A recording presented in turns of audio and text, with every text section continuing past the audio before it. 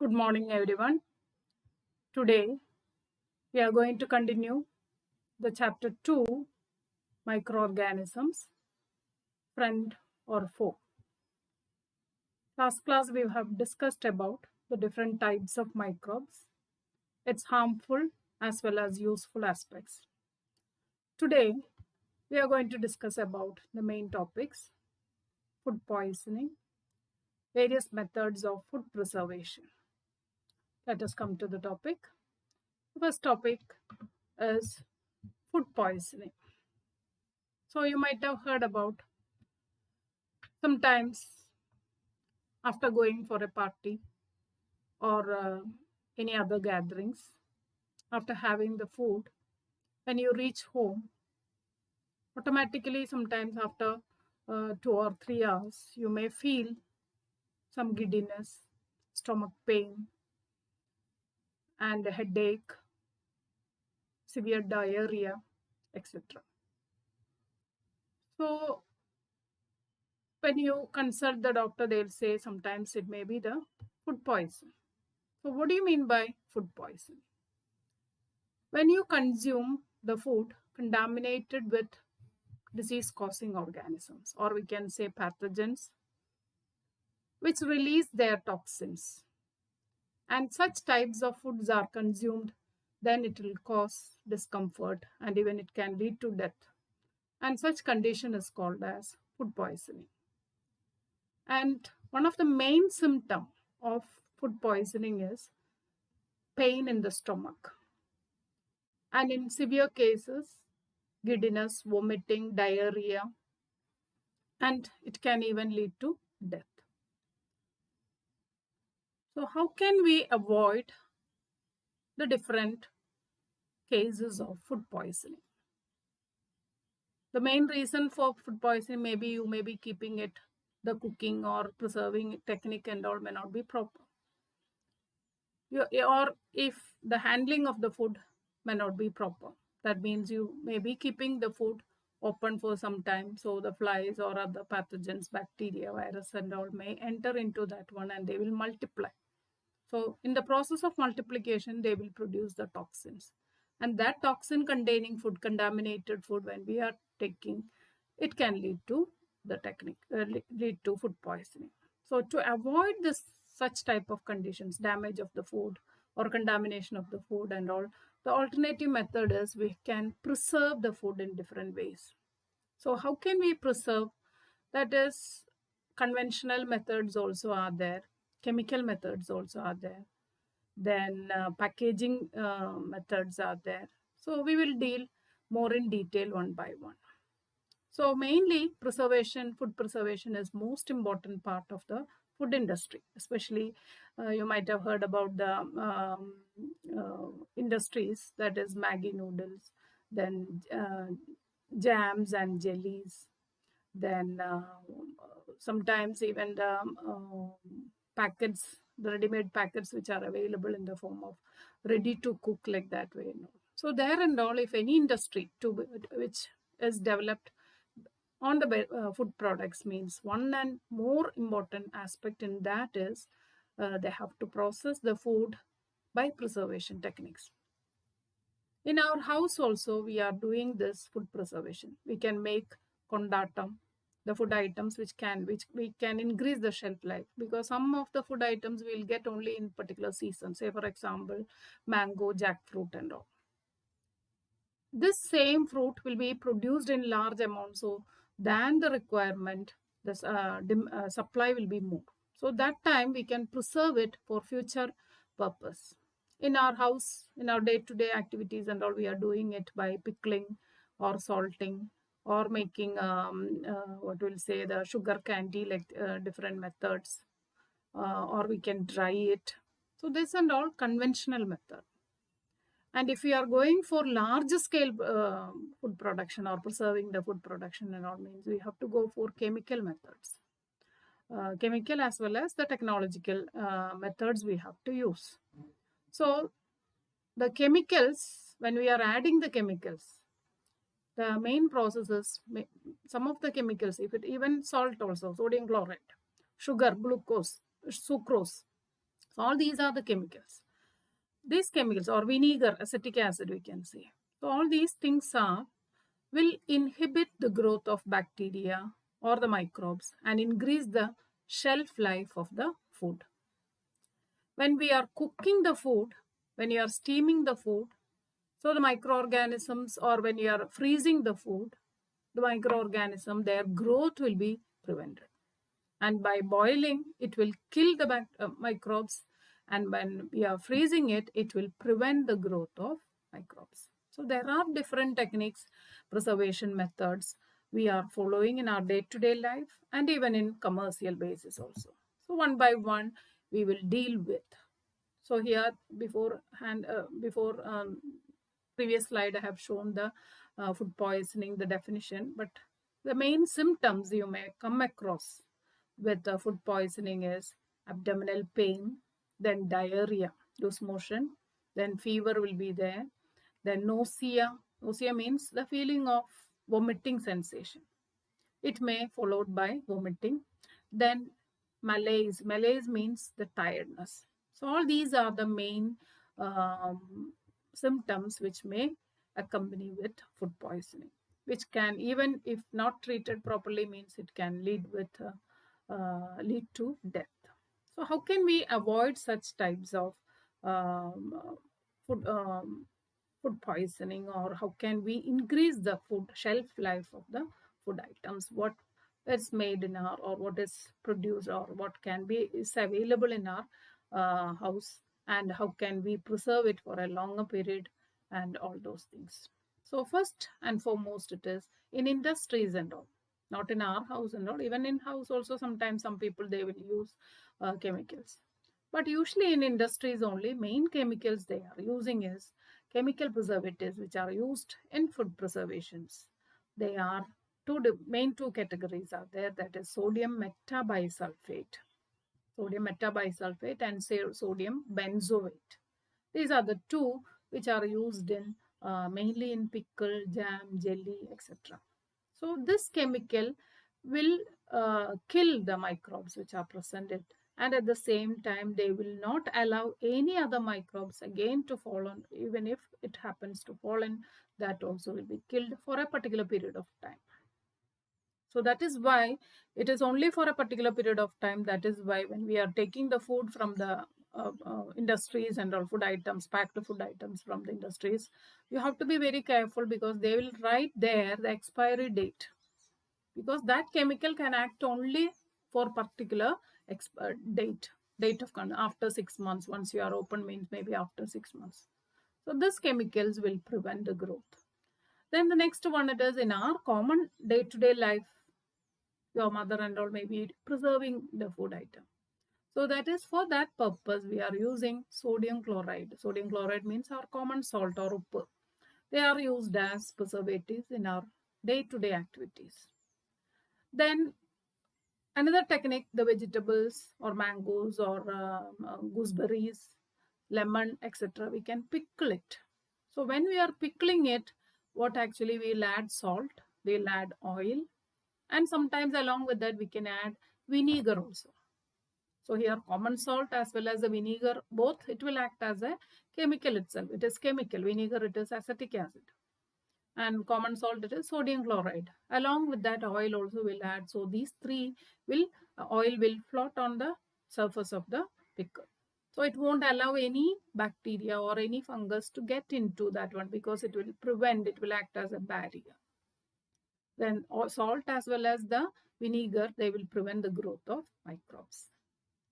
Then sometimes some other food items, that is mango juice or mango jam or jackfruit jam or pineapple jam. So there is another technique. So here, instead of salt, we can add sugar, sucrose, panchasara.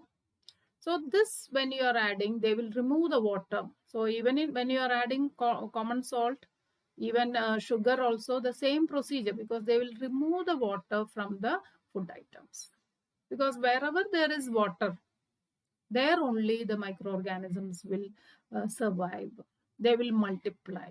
So if you are removing the water, then this food item will be free from water and the microbes will not be able to grow.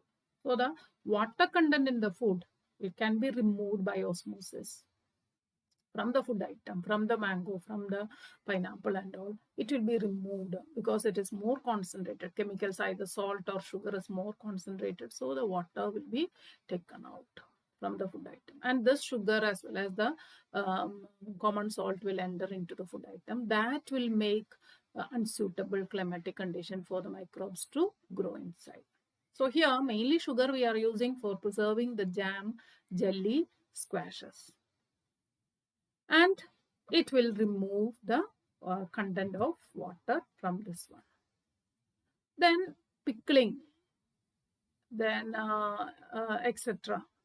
We are using another technique in our house, that is oil, and add oil, and along with that vinegar also will add. So pickles are mainly preserved by adding oil. Even same way vinegar also we can add. In such medium the bacteria cannot grow. These are all our common day-to-day applications. There is another one. Every day we require milk, but milk is a very good nutrient medium for the growth of microbes. So how can we, if we are keeping for 1 hour there itself, the bacteria will grow, will open. If we are keeping the milk open for 1 hour or 2 hours, 3 hours and all, means the whole community of bacteria will be there in that. Because milk is a very good nutrient for the microbes. So how can we protect or how can we preserve the milk for future use? So first and foremost, we can make it as curd, but the milk quality will be changed. So one method of preserving the milk or milk things, either you can make it as milk powder, or you can make it as curd, or you can make it as cheese, or from the milk you can extract the butter. So different ways you can utilize the milk. But if you want the milk as it is, means for making tea or coffee for after some time, how can we do that one? There only the Louis Pasteur, the scientist Louis Pasteur developed a technique. That technique is called as pasteurization. And what do you mean by pasteurization? That means the milk will be slowly heated at 60 degrees centigrade for about half an hour. And then it will be allowed to cool, and that type of milk can be packed. So that type of pasteurized milk only will be available in the market nowadays. The famous brand we know, our Kerala, Milma.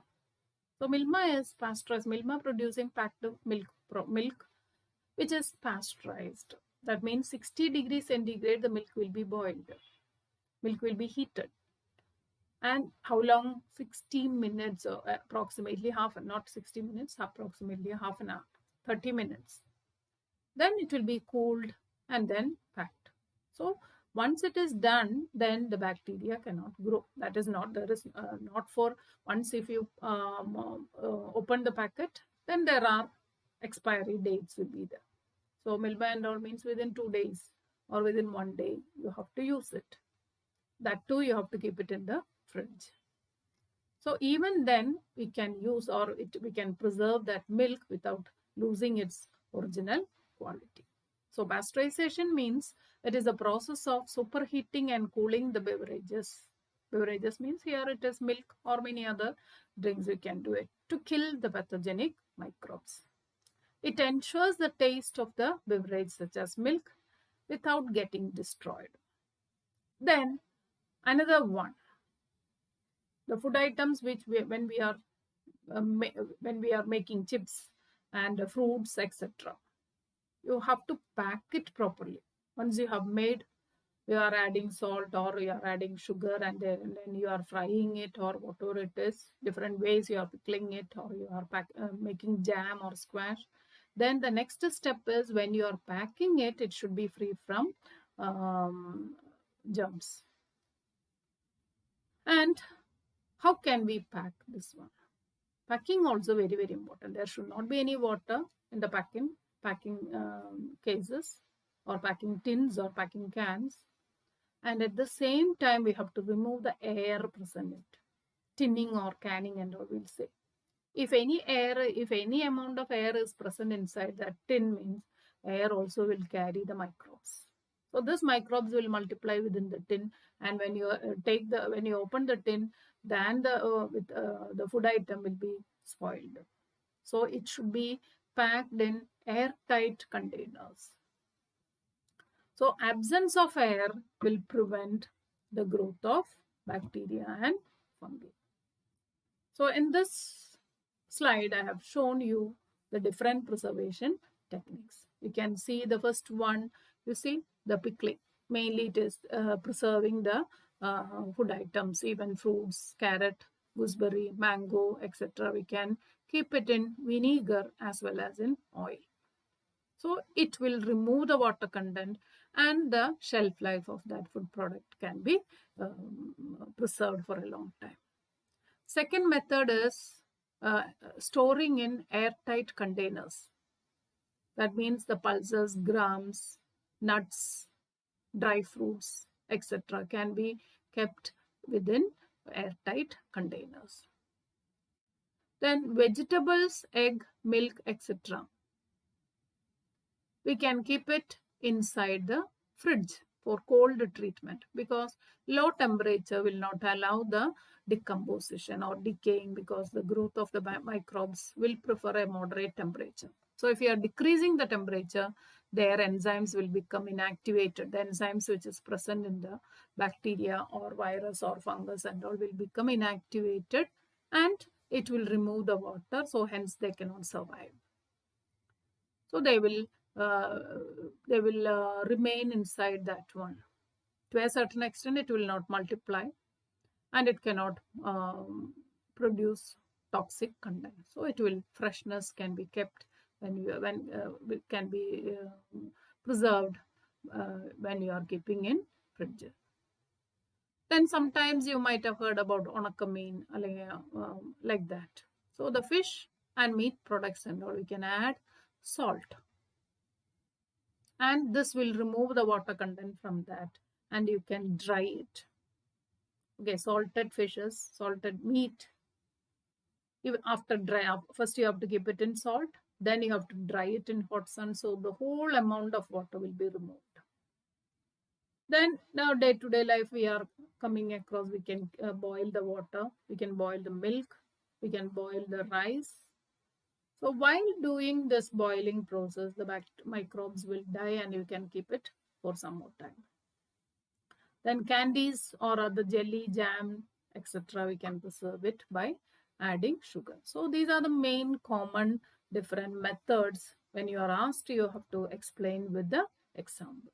So these are the common preservation techniques, and these are the dishes. How can we make or how can we keep our food items for future purpose in different ways. The pictures I have given. So you can cook it, dosha idli and all. You can pickle it. You can make squash. You can make jelly. You can dip it in oil. We can make chutney by adding salt and sugar and oil, etc. In different ways we can do it. So here in a point wise, in a flow chart wise, I have given the different methods. You can adopt this flow chart. So methods of food preservation: freezing, drying, currying or smoking. So currying or smoking means you can keep it in pogakya.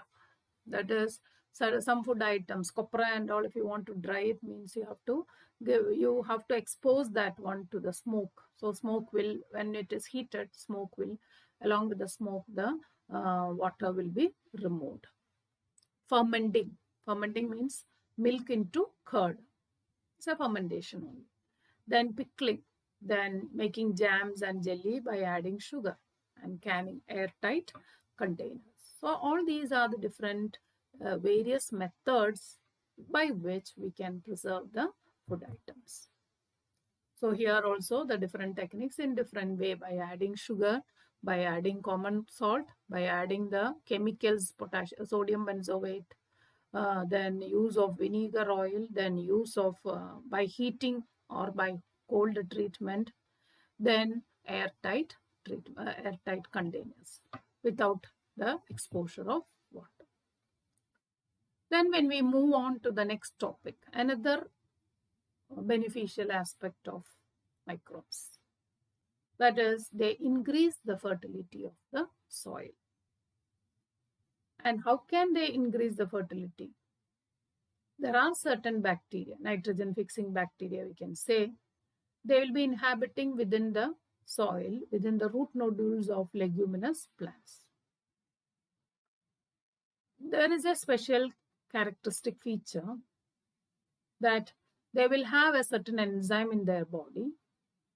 With the help of that enzyme, they can absorb atmospheric nitrogen, which is more in amount, approximately 70% of the atmospheric air contain nitrogen. Human beings, we cannot absorb that we can absorb oxygen. We can take oxygen, we can take carbon dioxide, carbon monoxide, but nitrogen, even if we are taking also very less amount only will enter, very, very less, negligible. Whereas certain plants, with the help of this nitrogen fixing bacteria, they can utilize nitrogen. How this bacteria, the bacteria will help in fixing the atmospheric nitrogen, and then their enzyme present in that one, they will convert the nitrogen into nitrite, nitrate, etc., which will fall into the soil, and then that plants can utilize that nitrogen. Then the plants, through the plants, when we are consuming the grams, grains, etc., through that our body will get nitrogen. That will be converted into, even in the plants as well as in the animals also, it will be utilized for making different types of proteins. So if we are taking the nitrogen rich food items, our body protein, that means muscles and all, will become strengthened. So in that way, through the plants, through the animals, the nitrogen will pass on through the food. Then ultimately, by the death and decay, this plants as well as animals, the nitrogen which is stored will go back to the soil. So this cycling of nitrogen from atmosphere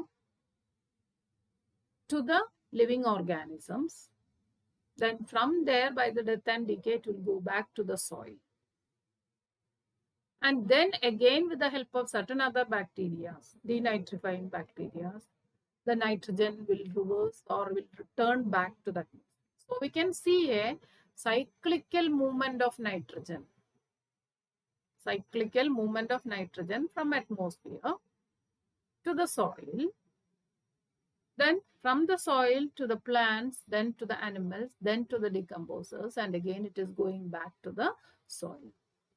This cyclical movement of nitrogen, which is between the atmosphere, then lithosphere, that means soil, then the biological organism, biogeochemical cycle.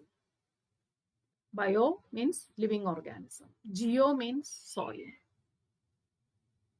Biogeochemical cycle, the chemicals which is from the atmosphere. So this chemical nitrogen will be moved between the atmosphere, then to the soil, then to the living organism. So that cycle as such, we'll call it as nitrogen cycle.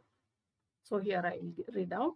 The nitrogen cycle is a biogeochemical cycle by which nitrogen is converted into various chemical forms as it circulates among the atmosphere.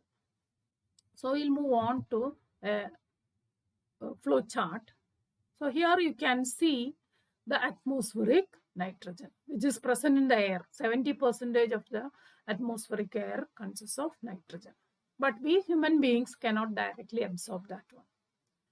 And how this nitrogen is falling into the soil means there are different methods. One is called as physical process. Physical process means by the lightning, the rainy season and all, when the thunder, which is accompanied by lightning, idiminal എന്ന് പറയും. Through that process, there is electric discharge will be there. So in that electric discharge, the nitrogen will be combined with oxygen and they'll form nitrite, nitrate, etc. And along with the rain, this nitrite, nitrate and all will fall into the soil. And apart from that, biological fixation is taking place. There only the left side I have given another arrow mark. That is biological. How this biological? That means it is there the involvement of bacteria. So there are different types of bacteria, blue green algae. So bacteria means rhizobium is very important one. Rhizobium, which is living inside the root nodules of leguminous plants, pea, beans, etc. And the same way there are blue-green algae, Anabaena, nostoc, Anabaena. There are different types of blue-green algae. They also can directly absorb the nitrogen because they have nitrogenase enzyme. So with the help of that enzyme, they will fix the nitrogen and they can convert that one into nitrogen into nitrogenous compounds, ammonium ions, nitrite, nitrate, etc. And these nitrogen compounds which are falling into or which are entered into the soil can be absorbed by the plants because the plants will do the photosynthesis. So for the photosynthesis, through the root, they will absorb the water and nutrients. So along with the nutrients, the nitrites, nitrates, ammonia, etc. will be absorbed by the plants. When these plants are eaten by animals, the very good amount of nitrogen will be passed on to the animals. By the death and decay of plants as well as the animals, it will fall into the soil because there the decomposing bacteria will be there. So it will go back to the soil. So once it is reaches into the soil, there is another group of bacteria which is called as ammonifying bacteria. So they will convert this nitrogenous compounds into ammonia. And this ammonia or nitrogen containing bacteria, nitrogen containing soil or ammonia containing soil will act by another set of bacteria that is called as denitrifying bacteria. Denitrifying, DE. What do you mean by denitrifying? Because from there, the ammonia, nitrite, nitrate and all, this bacteria will remove the nitrogen. So ammonia NH3. So from there, the nitrogen will be removed. And the nitrogen will be, once it is removed by this, when the decomposing bacteria is acting on, or denitrifying bacteria, when it is acting on this one, the nitrogen will be freed and then that will escape into the atmosphere. So here you can see a cyclical movement from the atmosphere either by physical or by biological. It will fall into the geo. Geo means to the soil. Then from the soil, it will be absorbed by the plants as well as by the animals, biological organisms. Then there it will be utilized and then by the death and decay, another group of bacteria, denitrifying bacteria. They will convert that one, decomposition bacteria, only ammonifying bacteria. It will be decomposed, our body or the plant body and all will decompose. That is with the help of ammonifying bacteria and they will convert into ammonia. From the ammonia, it will be again, the nitrogen will be freed with the help of denitrifying bacteria.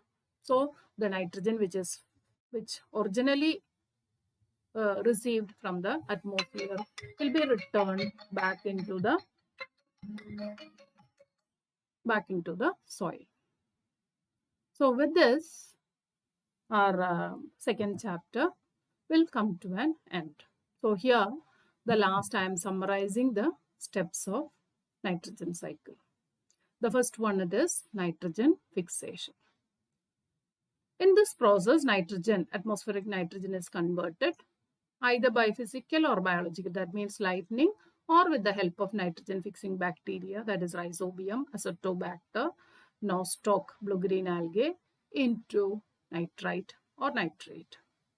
Then nitrification, that ammonia conversion into nitrites by nitrosomonas and further conversion of nitrite into nitrate by Nitrobacter. Two types of bacteria, either into nitrite and from nitrite into nitrate. Then plants will take up nitrogen in the form of ammonia or in the form of nitrates.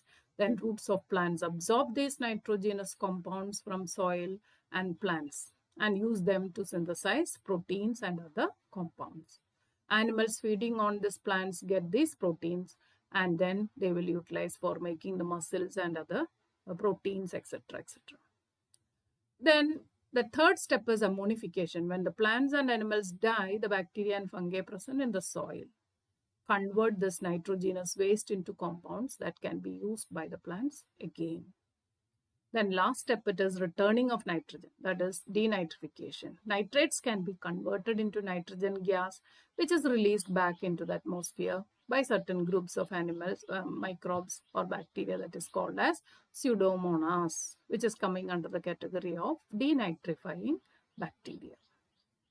So with the help of this, the regular or always cyclical movement of nitrogen, that cycle is called as nitrogen cycle.